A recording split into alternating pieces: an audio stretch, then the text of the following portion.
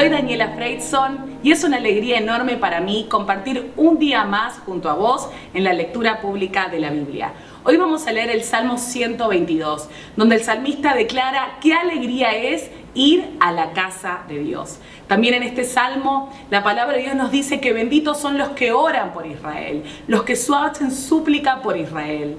En este tiempo, qué importante es poder seguir extendiendo nuestras oraciones a favor del pueblo de Dios. Luego vemos en Primera de Reyes, capítulo 4 y 5, capítulo 6, del 1 al 13, y vemos la construcción del templo, vemos los preparativos de Salomón, vemos las instrucciones que Dios le dio a Salomón de cómo debía construir ese templo. Vemos a un Salomón lleno de sabiduría, a un Salomón que toma las decisiones correctas para poder construir el templo de Dios, y realmente es un pasaje que nos alienta a escuchar esa voz de Dios y a poder llevar a cabo el propósito de Dios en nuestras vidas. Luego vamos al libro de Hechos, capítulo 20, versículos 7 al 38, y vemos la última visita de Pablo a Troas y cómo Pablo se reúne con los diferentes ancianos en la iglesia de Éfeso y le da sus instrucciones. El libro de Salmos, capítulo 122. Me alegré cuando me dijeron, vayamos a la casa del Señor. Y ahora aquí estamos, de pie dentro de tus puertas, oh Jerusalén. Jerusalén es una ciudad bien construida, sus murallas compactas son impenetrables. Todas las tribus de Israel, que son el pueblo del Señor, peregrinan hasta aquí. Vienen a dar gracias al nombre del Señor como la ley requiere de Israel. Aquí están los tronos donde se emiten los juicios, los tronos de la dinastía de David. Oren por la paz de Jerusalén, que todos los que aman a esta ciudad prosperen. Oh Jerusalén, que haya paz dentro de tus murallas y prosperidad en tus palacios. Por amor a mi familia y a mis amigos diré, que tengas paz. Por amor a la casa del Señor nuestro Dios, buscaré lo mejor para ti, oh Jerusalén.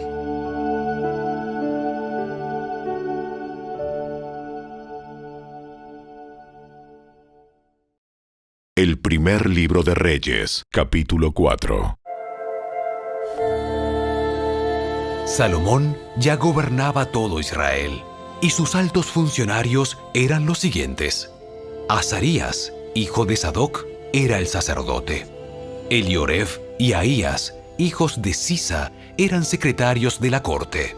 Josafat, hijo de Ahilud, era el historiador de la realeza. Benaía, hijo de Joiada, era el comandante del ejército. Sadoc y Abiatar eran sacerdotes. Azarías, hijo de Natán, estaba a cargo de los gobernadores regionales. Zabud, hijo de Natán, era sacerdote y consejero de confianza del rey. Aizar era el administrador de los bienes del palacio. Adoniram, hijo de Abda, estaba a cargo del trabajo forzado. Salomón también tenía 12 gobernadores regionales sobre todo Israel, quienes eran responsables de proveer el alimento para los miembros de la casa del rey. A cada uno de ellos le tocaba suministrar los víveres para un mes del año.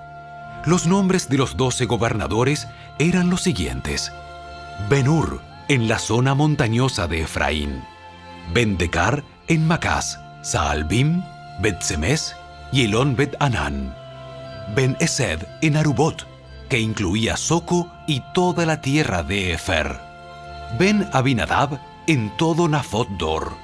Él estaba casado con Tafat, una de las hijas de Salomón.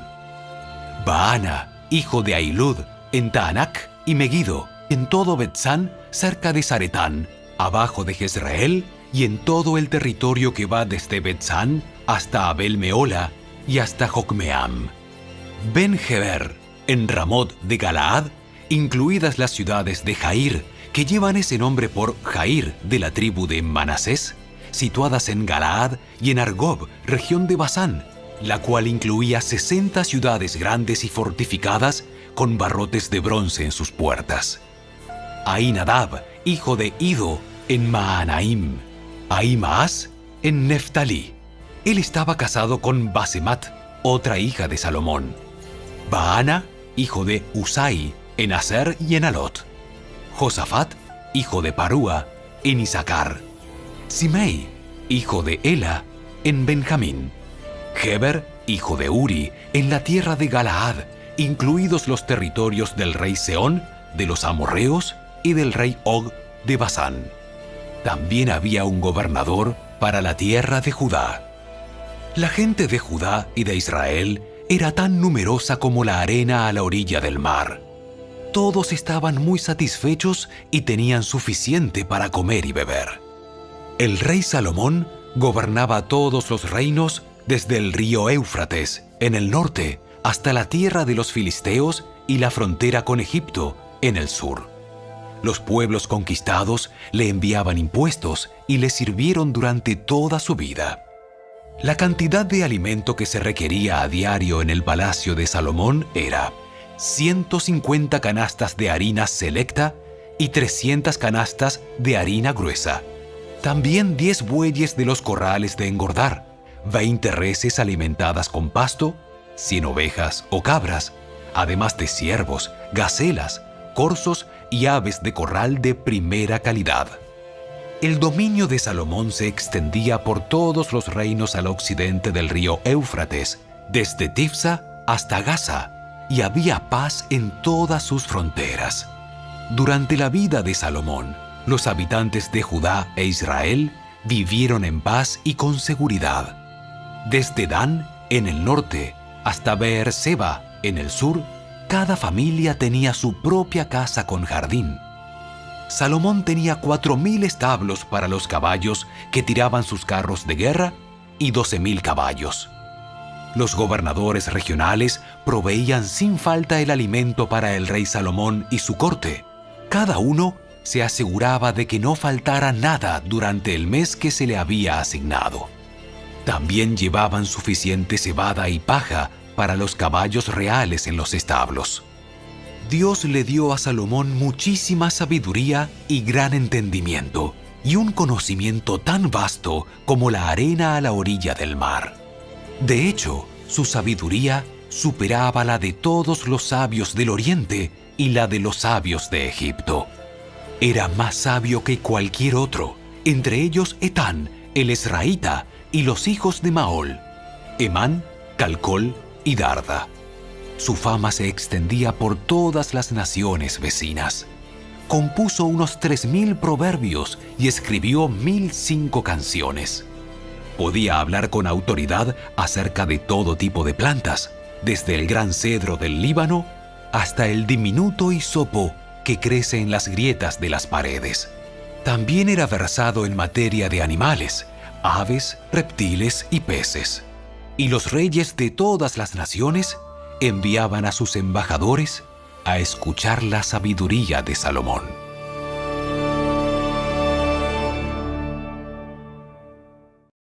El primer libro de Reyes, capítulo 5.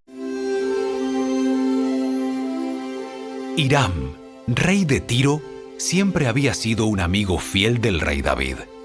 Cuando Hiram se enteró de que Salomón, hijo del rey David, era el nuevo rey de Israel, envió embajadores a felicitarlo.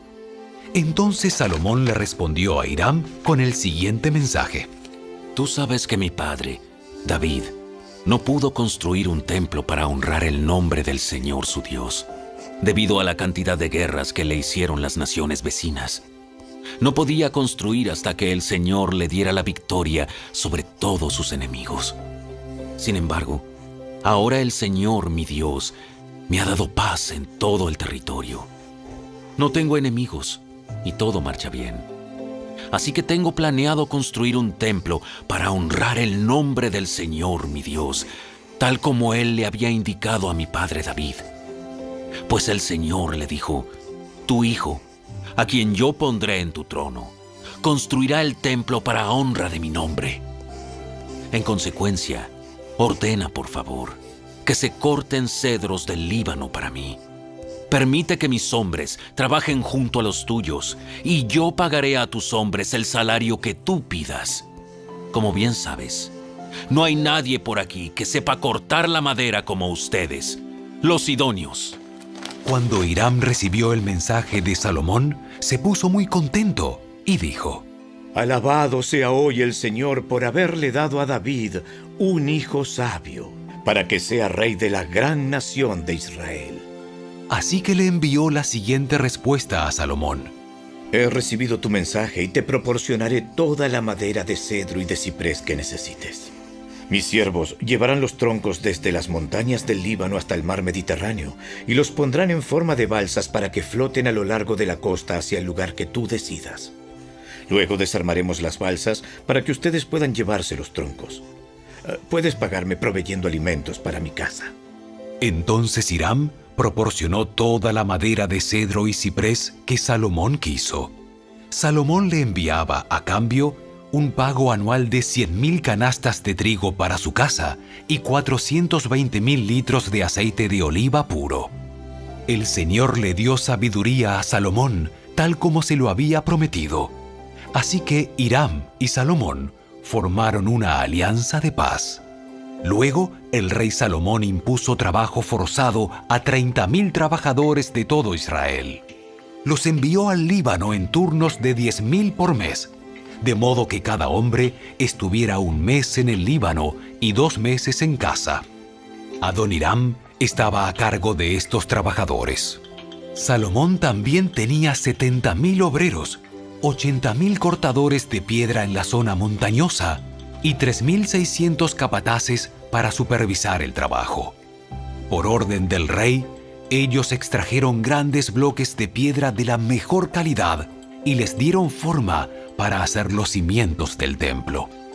Hombres de la ciudad de Gebal ayudaron a los constructores de Salomón y de Hiram a preparar la madera y la piedra para el templo.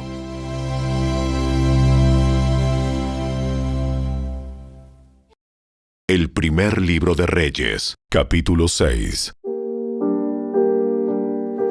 Fue a mediados de la primavera, en el mes de Sif, durante el 4º año de su reinado, que Salomón comenzó a construir el templo del Señor. Habían pasado 480 años desde el día en que el pueblo de Israel fue rescatado de su esclavitud en la tierra de Egipto. El templo que el rey Salomón construyó para el Señor medía 27 metros y medio de largo, 9 metros de ancho y 14 metros de alto. La antesala, que estaba al frente del templo, medía 9 metros de ancho, coincidía con la anchura total del templo y se proyectaba 4 metros y medio hacia el frente. Salomón también hizo ventanas angostas y empotradas por todo el templo. A los costados del edificio y en la parte trasera, construyó un complejo de habitaciones contra las paredes exteriores del templo. El complejo era de 3 pisos. El piso de abajo tenía un ancho de 2 metros con 30 centímetros, el piso de en medio 2 metros con 80 centímetros y el piso de arriba 3 metros con 20 centímetros. Las habitaciones estaban unidas a las paredes del templo mediante vigas apoyadas en cornisas que sobresalían de las paredes, de modo que las vigas no estaban insertadas dentro de las paredes mismas. Las piedras que se usaron en la construcción del templo se labraban en las canteras, de modo que no hubo ruido de martillo, ni de hacha, ni de ninguna otra herramienta de hierro en el lugar de la obra. La entrada al piso de abajo estaba en el lado sur del templo. Había una escalera de caracol para subir al piso de en medio y otro tramo de escaleras entre el piso de en medio y el piso de arriba. Una vez terminada la estructura del templo, Salomón puso un techo de vigas y tablas de cedro. Como ya se dijo, construyó un complejo de habitaciones a los lados del edificio, unidas a las paredes del templo mediante vigas de cedro. Cada piso del complejo tenía una altura de 2 metros con 30 centímetros. Entonces el Señor le dio el siguiente mensaje a Salomón. En cuanto a este templo que estás construyendo, si tú sigues todos mis decretos y ordenanzas y obedeces todos mis mandatos, yo cumpliré por medio de ti la promesa que le hice a tu padre, David. Viviré entre los israelitas y nunca abandonaré a mi pueblo Israel. Los Hechos de los Apóstoles, capítulo 20. El primer día de la semana, nos reunimos con los creyentes locales para participar de la Cena del Señor. Pablo les estaba predicando. Como iba a viajar el día siguiente, siguió hablando hasta la medianoche. El cuarto de la planta alta, donde nos reuníamos, estaba iluminado con muchas lámparas que titilaban. Como Pablo hablaba y hablaba, a un joven llamado Eutico, que estaba sentado en el borde de la ventana, le dio mucho sueño. Finalmente se quedó profundamente dormido y se cayó desde el tercer piso y murió. Pablo bajó, se inclinó sobre él y lo tomó en sus brazos. No se preocupen, está vivo. Entonces todos regresaron al cuarto de arriba, participaron de la cena del Señor y comieron juntos. Pablo siguió hablándoles hasta el amanecer y luego se fue. Mientras tanto, llevaron al joven a su casa vivo y sano, y todos sintieron un gran alivio. Pablo viajó por tierra hasta Asón, donde había arreglado que nos encontráramos con él, y nosotros viajamos por barco. Allí, él se unió a nosotros, y juntos navegamos a Mitilene.